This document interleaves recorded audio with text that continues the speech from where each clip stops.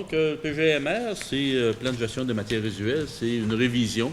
Donc, le premier qui a été adopté en 2006, c'est un travail qui mettait à contribution les deux MRC de notre territoire, soit Bonaventure et Avignon.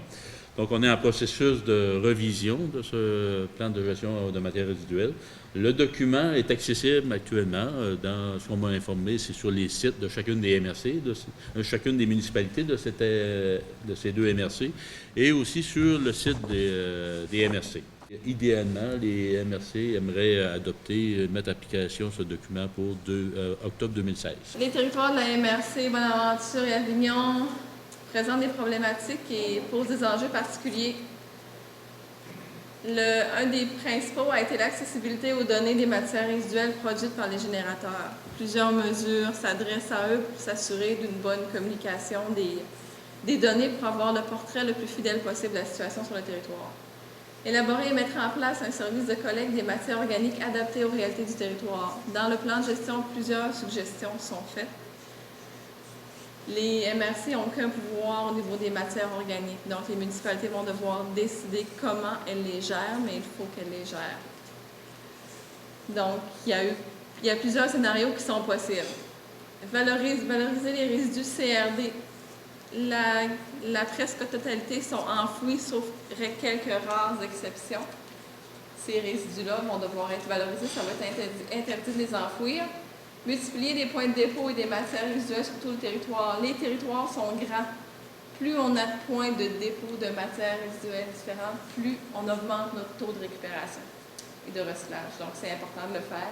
La commission a comme mandat de s'assurer que toute l'information nécessaire à la compréhension du projet du PGMR a été fournie, de voir est-ce que tout questionnement ait des explications, entendre tout citoyen, groupe, organisme désirant s'exprimer à ce sujet, dresser un rapport des observations recueillies lors des assemblées et des modalités de consultation. C'est préoccupant aussi de voir que dans le plan 2015-2019, on attend à 2019 avant de se poser la question sérieusement sur qu'est-ce qu'on va faire avec nos matières organiques. Puis si on prend le tonnage estimé annuel entre 2015 et 2019, ça fait à peu près l'équivalent d'une pleine année d'enfouissement OLT. Puis là, on va attendre la fin de ce plan-là avant de se questionner. C'est pas la sorcellerie de faire du compost. C'est pas quelque chose de si compliqué que ça.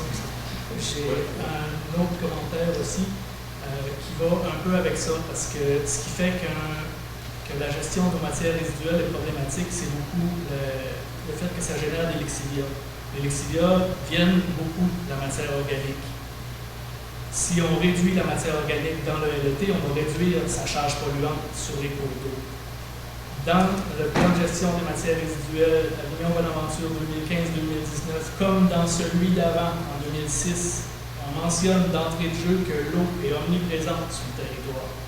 Mais en nulle part dans le plan, il y a des mesures de protection pour les cours d'eau qui vont subir un impact à cause qu'on ne traite pas de matière organique. Les citoyens engagés avec des questionnements légitimes et pertinents ont partagé avec les responsables du projet, ce qui devrait nourrir sa réécriture avant son dépôt au printemps prochain au provincial.